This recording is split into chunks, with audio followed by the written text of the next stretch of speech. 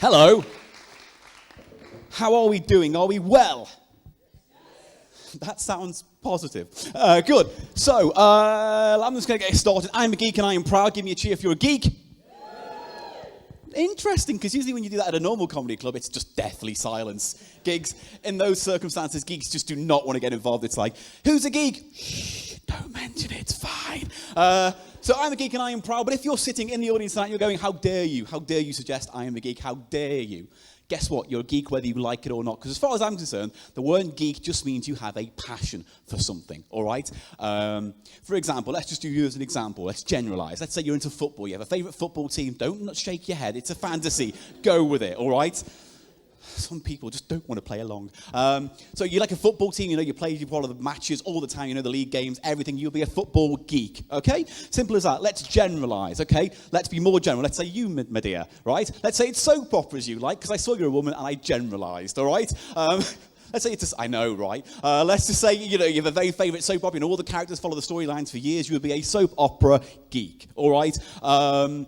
You could be like an 80-year-old man with every single Disney film and you would be a sex offender. But it is important you draw a line pretty early on. Now, I'm here today to talk about what I'm passionate about.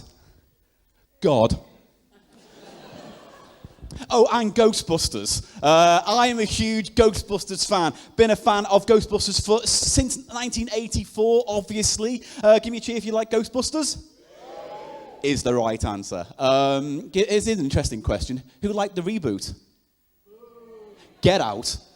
I am pro Ghostbusters no matter what it is. I'm not going to get into that because I've only got an hour. I don't know. What I will say is I'm going to talk about Ghostbusters today, right, and how I became a Ghostbuster myself. Now, this is based on a solo show I did called Ghostbusters, a real Ghostbuster, right? It was an hour show for Edinburgh. I'm going to do a micro version of this, but I will warn you that when I did test this out, it was 2.5 hours long, the show. So I'm going to do a micro version, so we'll get out of here in about an hour and a half. All right? Well, should be all right. No, but seriously, I'm going to talk about Ghostbusters now. How am I a fan? Well, I'll show you. Let's have a look. There's me. Aged, I think, 8 or 9. I know. Oh, look at all the innocence in the face. Look at all the hope. Where did it all go? Right, but that's me. I've got my trap there. I've got my proton pack, my Kenner proton pack. Still got all my Ghostbusters toys. Haven't given them away. Here's the proof of that. Taken only a few months ago. Again, my Ghostbusters proton pack still in working order, still my thing. I've got tons of stuff. I mean, look, all my toys, my slime blower. Interesting thing about the slime blower as well as an interesting toy. It came out after Ghostbusters 2, obviously. Get your facts right. Didn't sell very well. It didn't sell as well as the proton pack to the left there. But the reason why I like the slime blower so much is that when you press the button, fake slime popped out. So you press the button and it go pop. It looked like a dildo. Right? It looked like you were giving kids a retractable dildo. So more popular with the mothers than maybe the kids. I was a huge fan, anyway, of all of that. So I was a big fan. I loved the cartoon series. I loved the films, obviously. Ghostbusters 2 was maybe my Phantom Menace. Where you go and it's fine, but you leave the studio and you go, it was the same film, but instead of the Marshmallow Man, they used the Statue of Liberty. Well done, Dan Aykroyd.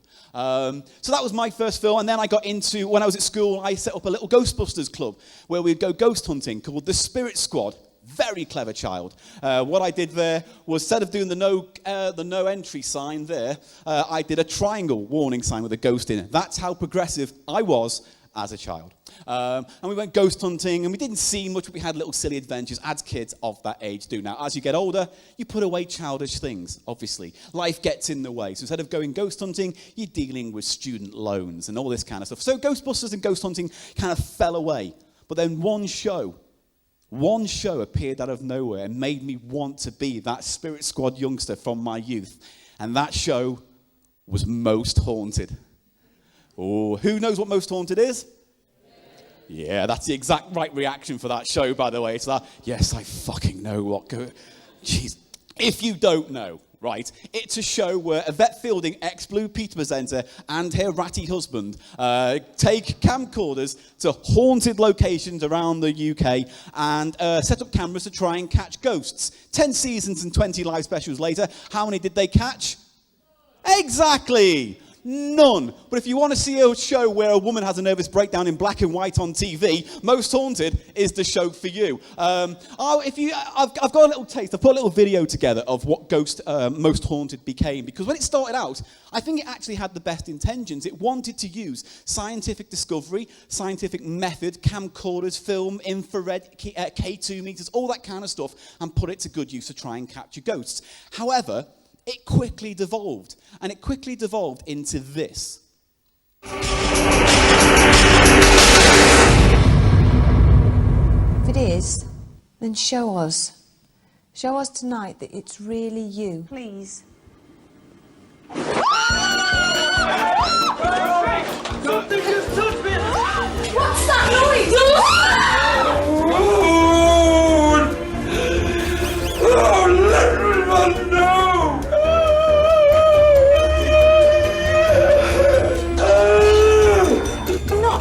I'm not a bitch, tell me.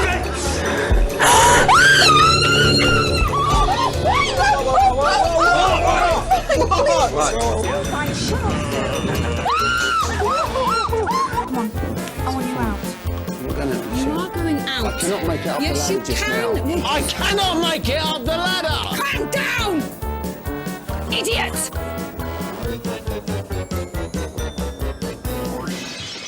Obviously, I added the music to that. That's not from the show. But that's what it became. It became a pantomime where every single frickin' episode, Yvette Fielding and her crew of reprobates. This is going out live, right? How legally can we talk about the Most Haunted crew? I have to... Anyway, moving on. Ran around, scaring themselves silly, and then the show stopped. It got too much. But America took notice of all of this, right? Now, what I will say before I go into all of that is... There's one famous moment in Most Haunted, which I think in 30 seconds sums up the problem with it. And I'm going to show you a clip now of one of my favourite episodes, only very short. Derek Acorah. Do you know who Derek Acorah is? Derek Acorah, for those who don't know, is a person who speaks to the dead for a living. The professional word is bullshit artist. But, you know, he likes to get, speak to the dead. He goes to the venue, goes, oh, yes, I'm sensing Margaret's here, or Sir Jack the Brave is here, or whatever it is. His job is to make things happen because nothing happens on Most Haunted. So the psychic's role is to basically fill in the gaps where there's no drama, where there's no history. Now, in this clip, Derek Acorah is in this house with Yvette and Carl. Carl's the husband in that clip who got a slap in the face, well earned. And... the story is, if I remember rightly, is that there is a ghost called Richard the Brave, or Richard or something, and then his wife, Mary, died. They both died, and so in the afterlife now, they are both searching for each other. Oh, how romantic, how beautiful, how spectral. However, when Derek gets possessed, it comes out like this. No, the name Robert walks round, and I know Mary does, but there's this peace and calm and spiritual activity there with... You all right? All right. Where's it going? You all right? Mary loves Dick. Mary loves Dick. Now, to be fair, we all do, to some extent. Whether you appreciate it or love them, either way, I can agree with that. But Derek Acorah became the star of that show because he was the kind of the hidden secret factor, the kind of the je ne sais quoi of Most Haunted. And then Yvette Fielding kicked him out because he got too popular. Fact. I'll go into this a little bit later, but I did work with Derek Acorah on a live touring show, and if nothing else that proves that psychics aren't real and do not have any powers, it's the story that I had with him. So I was presenting this show. Derek Acorah was basically it was like a Most Haunted live. I'll go into it a little bit later. But I was presenting it. Derek Acorah was a psychic. We were talking, and at the time, I just started dating this girl. And this girl was like, I really like Derek Acorah. Can I meet him? So I was like, yeah. During the show, stand to the side, and when he comes off stage, just say hello. So that happened, and he goes off stage, and I see them talking. And as I'm trying to do the hosting thing, I see my girlfriend's face go from, Derek Acorah to Derek. And I was going, what's going on? So when I had my break, I went down and said, what did Derek say to you?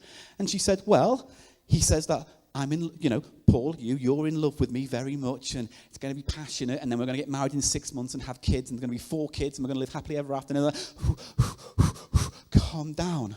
And it freaked her out, and we broke up. And if that doesn't prove that Derek Acorah is full of shit, I do not know what does, right? So, Derek Acorah. So that story, yeah. So I got back into it. I started watching all these shows. Derek, the great thing as well is that Most Haunted as well has this formula to it, to the point where I created a thing called Most Haunted Bingo, where if you watch an episode of Most Haunted, if you decide to put yourself through that misery, play the game. So if any of the casts were Yvette, Carl, some special guest, usually Paul O'Grady, Stuart swears, any of that, get the corners off. But some of my favourite ones are Yvette has a breakdown or cries, that's a nice one. Jake the demon appears, that's quite a fun one. Carl and Yvette have a fight, someone bottles it and has to leave. My favourite one, a door opens or closes. And I tell you what, by and large, if you're watching a whole episode, you'll get at least 15 out of the 25 done. So I would start watching it with this in mind, going, oh, come on, I want a cast member to be touched, and not emotionally, you know. So I started watching it. So I was a huge fan of Most Haunted, really got into it. But then the show kind of met its natural end and stopped. However, going back to what I was saying earlier, the Americans were taking note. And so in America, a show started on the Sci-Fi Channel called Ghost Hunters. And Ghost Hunters, basically what it did was it took Most Haunted and tried to make it sensible. So the guys who presented it, I can't remember their names right now, which is a shame because I've watched over 500 frickin' episodes of that show.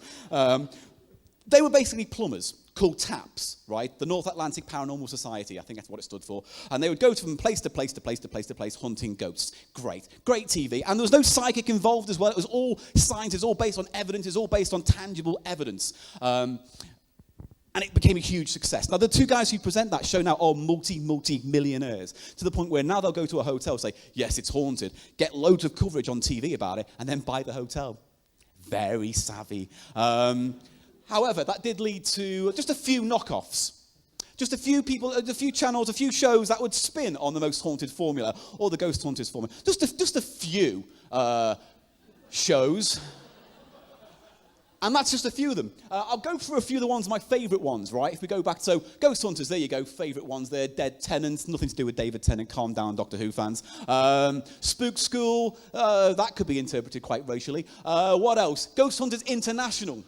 That was great. Ghost Hunters International was taking the exact same format of Ghost Hunters, except they went around the world. Transylvania, Sweden, Rill. The most fantastic place in the world. So they were going there. And there was another spin-off to Ghost Hunters called Ghost Hunters International, which did the very savvy thing of marrying two great formats. So they married the format of Ghost Hunters to the X Factor, where they would train up a whole team of Ghost Hunters, then whittle them down to one or two, and then they would join the main show. Fascinating, also rubbish. So there's so much there. Sixth Sense with Colin Fry. He's a human piece of scum. Actually, I shouldn't say that because obviously people do like him. And, you know, whether you believe in ghosts or not, people still believe in psychics. That's fine. I'm not here to judge you. Maybe afterwards I might. But Colin Fry was interesting because he died a year or so ago. And he said, similar to Houdini, he said something to the effect of, when I go, I'm going to pass over a special word so you know I'm coming from the dead and talking to you. So I went onto his Facebook page and went, ooh, when's Colin Fry going to release his secret magic word to prove ghosts exists? And people were outraged and quite angry. And one person commented and said to me, how dare you make fun of the dead for your own personal professional gain? Colin Fry fans said that to me.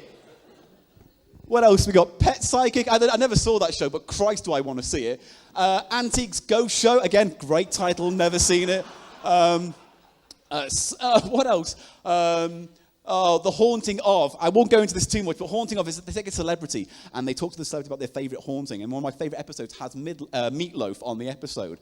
And the episode builds to a crescendo where it's basically Meatloaf shouting at an empty shower saying, I'm better than you, dead person. Do you have a platinum-selling album? No. There was that. I'll haunt you when I'm dead, obviously. What else? Haunted Collector. Oh, this was great. This was, again, married two different formats. It took the Ghost Hunters format and married it with Bargain Hunt. So this guy, this ghost collector, would go around America collecting ghostly objects for his museum. So imagine this, but full of typewriters, if you can. And there was the pilot episode. He goes into, actually, funny enough, it is a typewriter. He goes to this hotel, and the hotel owner goes, look, we think we've got a haunted typewriter up in the attic, because every now and then we'll hear it go tick, tick, tick, tick, tick, tick, tick, ting. So So the ghost collector waves all his doodads over it. It goes beep, beep, beep, beep, beep, and he goes, oh, I think it's haunted. Let me take it to an expert and see what they say. So the ghost collector takes this typewriter to an expert in typewriters, and the typewriter expert looks at it and goes, where did you get this? This is fascinating. This is one of the first or earliest typewriters made in America with the QWERTY keyboard layout. This is fascinating. This must be worth, I don't know, $7,000. And the ghost collector goes, huh. Right, so he takes it back to the hotel owner and says to the hotel owner, yes, your typewriter's very haunted. If you want us to take it off your hands, we'll do it for free. And the hotel owner was like, well, I don't want a haunted hotel, so yeah, you probably should. So he just walks out with his typewriter and goes, quid's in! Way! I mean, what next? Does he go into someone's house and say, I think your flat screen high-def television's definitely haunted. Can I have that as well? So there was that, and then maybe my favourite one of all of these is Ghost Lab. Now, every ghost show has its own gimmick, and Ghost Lab's gimmick was the two presenters were morbidly obese. That's it. That's it. There were two guys dressed like Ghostbusters. So they had the jumpsuits on, all their equipment and great big backpacks stacked with gadgets and K2 meters hanging off them and measurement details and all these kind of things. And they would go from town to town in their Ghost Lab van, like the Scooby van, but depressing. And they would go from place to place. And again, my favourite episode is when they go to New York and they go to a tenement building. Because on the top floor of this tenement building, there is a room with allegedly a poltergeist. A ghost that likes to strangle people. Because in life, they believe that this poltergeist was a serial killer.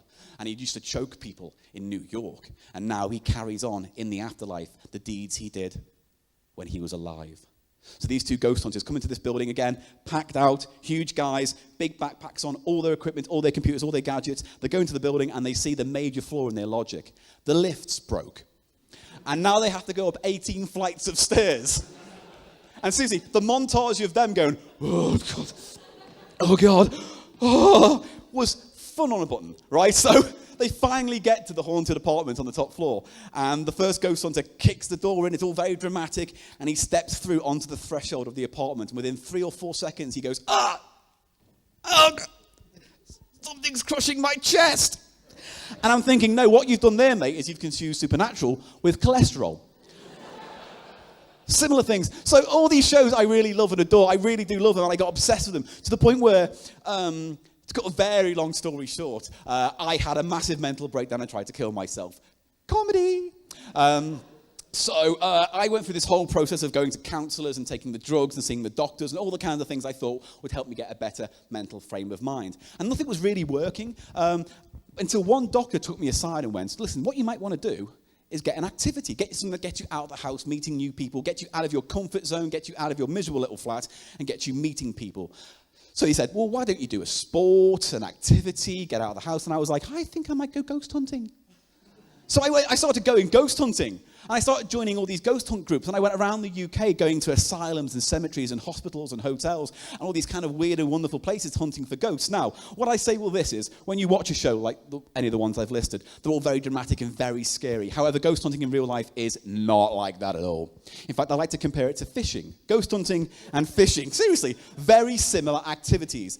They both involve sitting around for hours doing nothing and both lying about what you caught, right?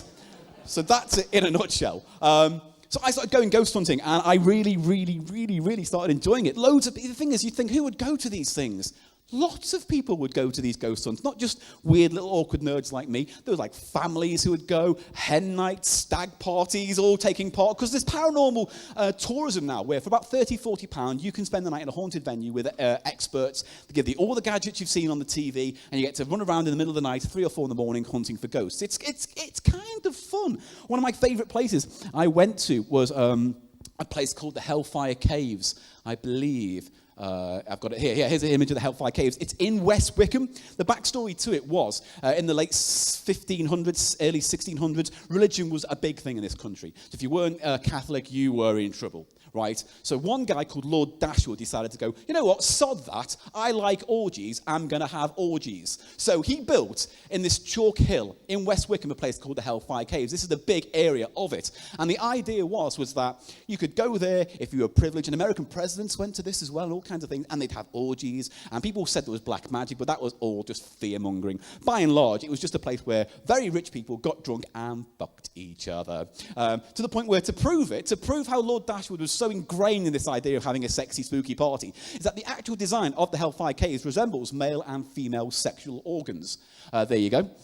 So you've got the entrance there, you go down towards the ovaries, the womb, the banqueting hall, the vagina, great big vagina there, testicles, not so big, the shaft, thinking outside the box for that title, the river Styx, which is a little underground lair, and the inner temple. And if to stick it to religion even more so, this place was built intentionally 300 feet below the ground of a church. So while people upstairs were moaning and groaning, praying to God, they were downstairs moaning and groaning, praying to God. Right? They were having a whale of a time. So I went to this place, and it was fascinating because, like I said, it was a wonderful place to explore. Really spooky, really scary. When you turn the lights off in the middle of when you go on the ghost hunt and they turn all the lights off, you literally can't see your hand in front of your face like that. You just can't. It is pitch black. It's really scary. There were lots of people there that night. There was a family there. Weirdly, a family guy brought his two kids, again, a stag party, some experts, some ladies who had just gone to every single ghost hunt ever, they were there. And then this guy, this kind of 70-year-old guy, who came with a briefcase. And when he opened up his briefcase, it turned out he was a ghost hunter extraordinaire. He didn't need the toys of the organising company. He brought his own suitcase full of hearing equipment and EVP meters and goggles and night vision, all this kind of stuff. He brought his own set, and he was like, yes, I shan't be needing any of your assistance. And he just wandered off and had his own little adventure in the middle of the night, right?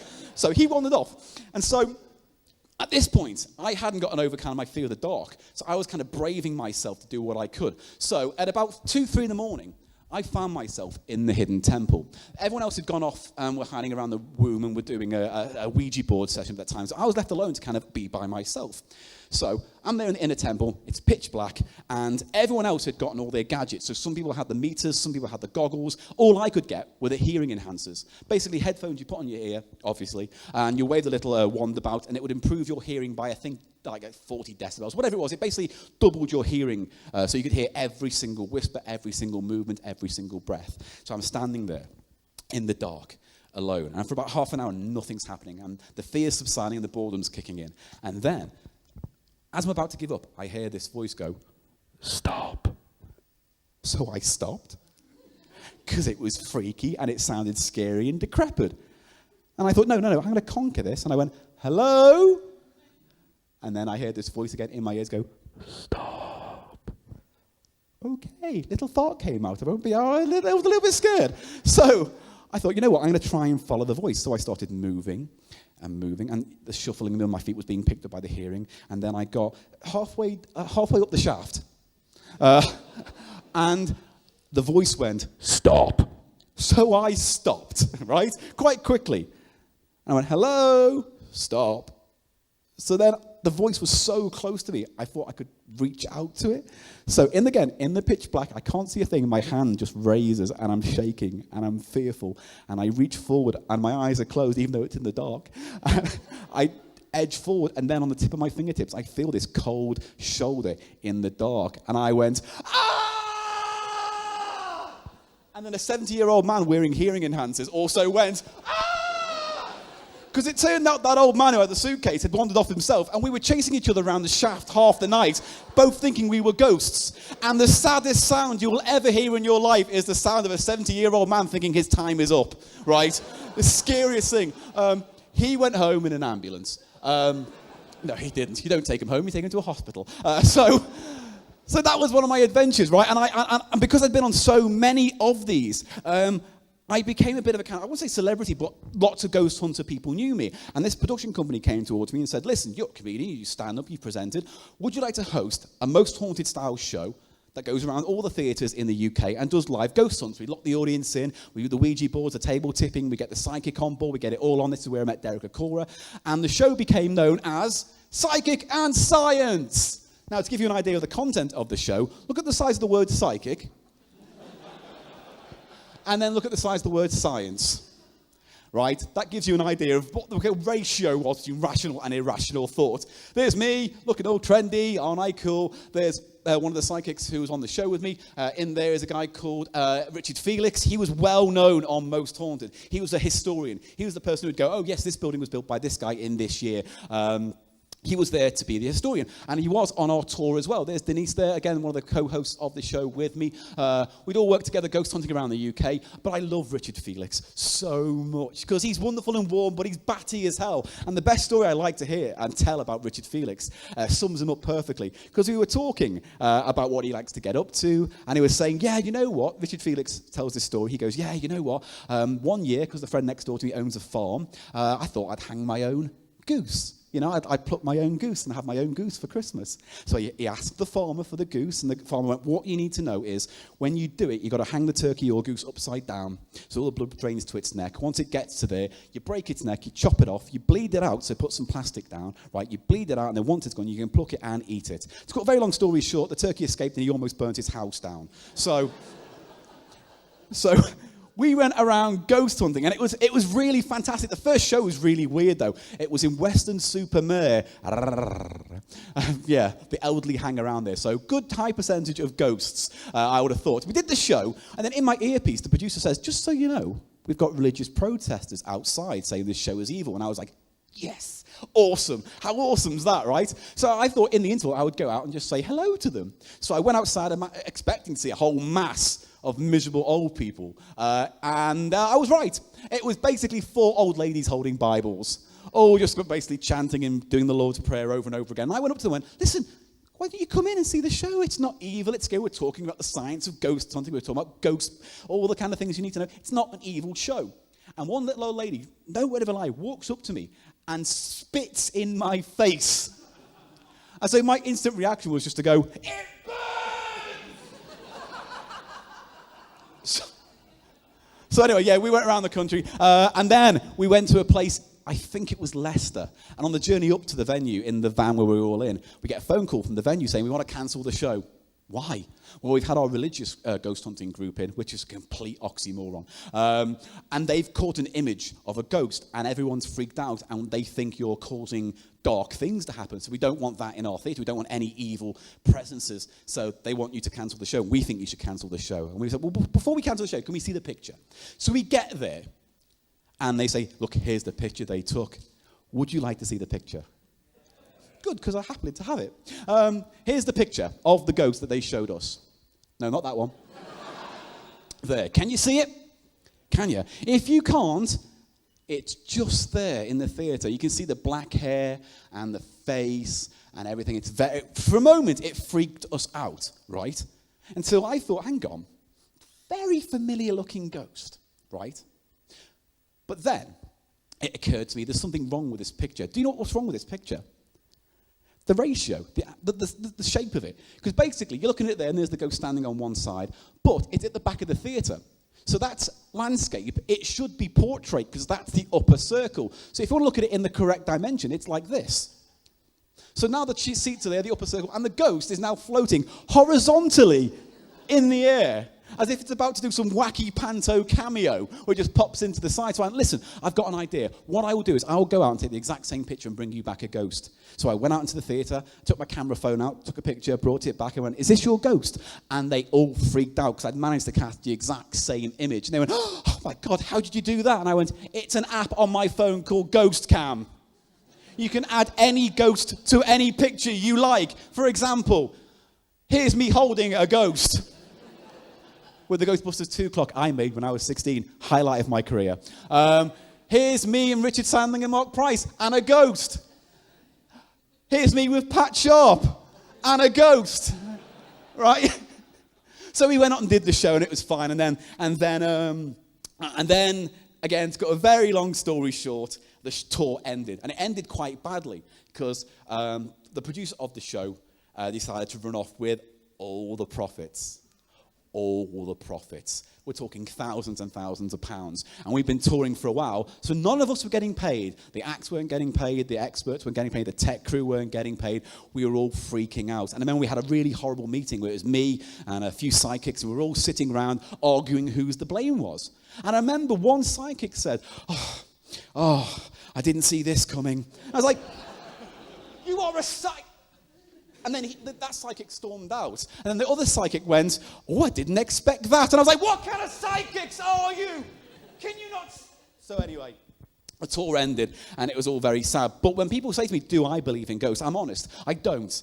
I've spent enough time in enough haunted venues, enough haunted buildings now to know there's no such things as ghosts. Certainly not by my experience. If you had one, great, keep it to yourself, that's fine. I personally have not had anything. Although I will say this, I do have 3 pieces of evidence. I think it's 3. There might be 2. Let's say 3, and then we can be disappointed in me.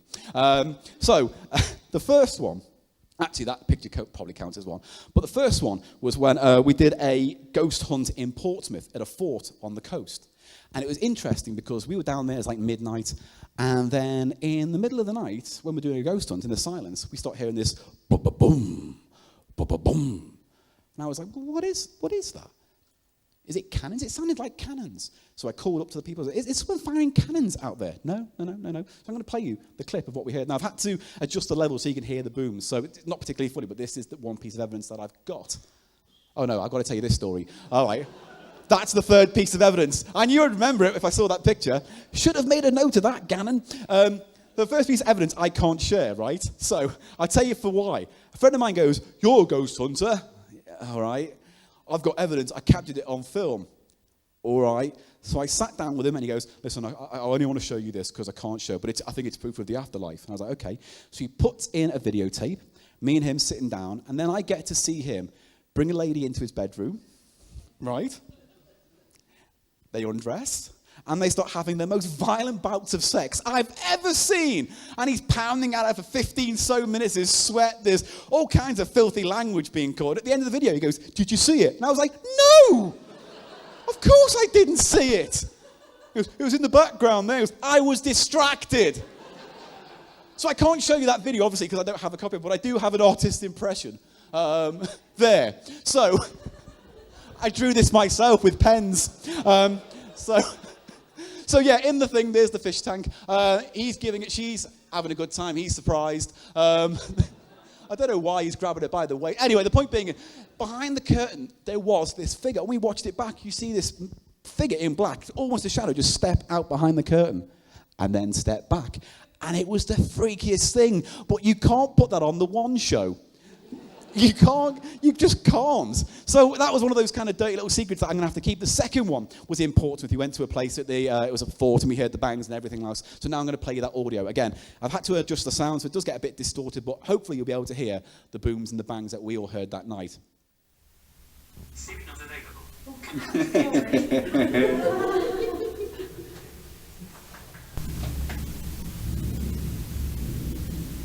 What is that?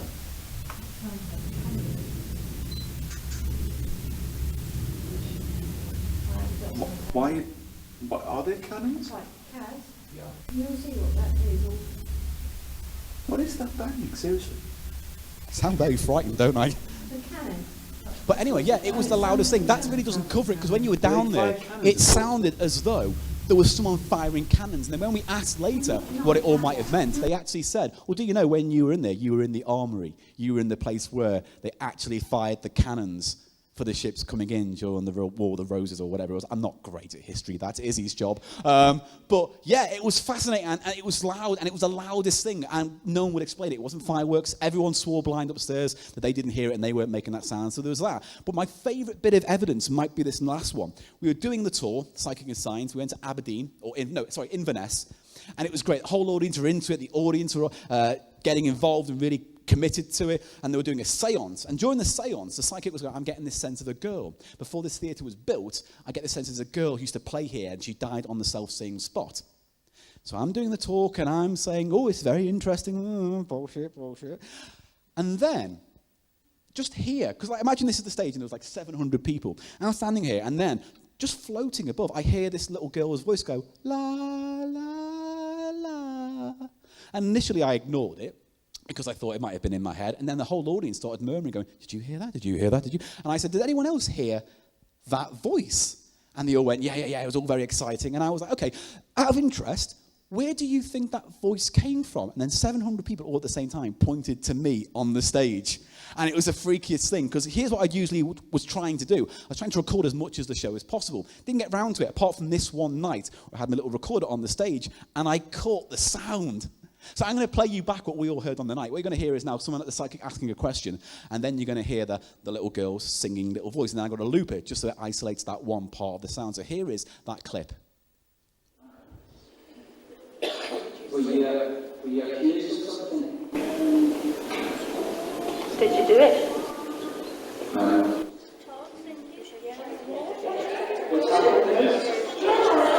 Was that not someone in the audience singing? So there you go, that's what we all heard. Now I'm just going to isolate that one little bit. Did you do it? Did you do it? Did you do it? Drop the bass! Did you do it? I'm thinking of sampling it. But the thing is, I'm not saying any of this evidence I'm presenting to you is proof of anything. All I'm saying is I found that interesting. And frankly, that could have been an owl. So I just don't know. But I will end on this. I have, no word of a lie, I caught a ghost. I genuinely caught a ghost. It happened when I was doing a ghost hunt at a friend's house. It was a poltergeist. I managed to capture it and hold it in my laptop. I've literally got it in here. Would you like me to bring the poltergeist out? All right. Okay. All right. You've got to be nice. I put the wrong thing up there. Got to be quiet, though, because he's a very shy ghost, ladies and gentlemen. All right? Would you like to see him? God, I feel bad saying things like that. All right, cool. Here we go.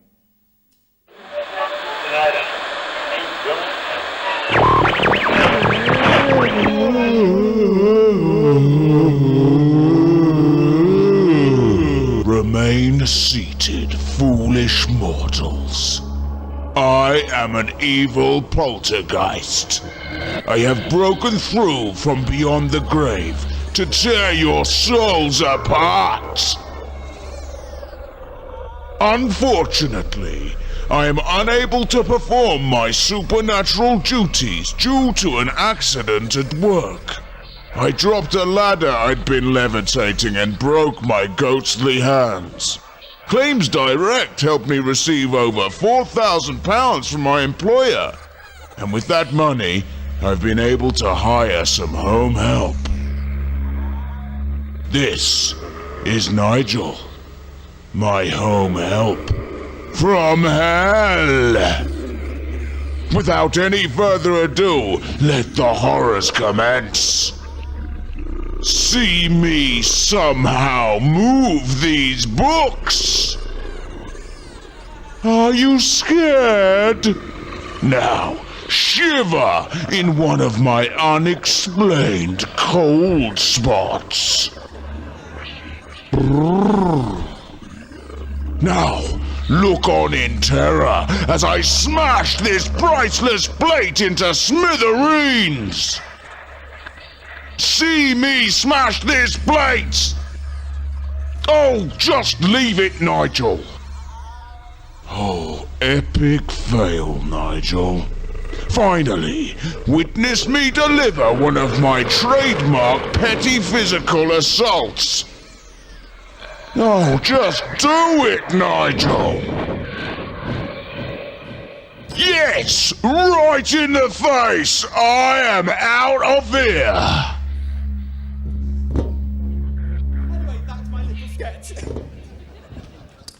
And that's my show. All right, cool. Thank you for having me. Thank you very much for being here tonight.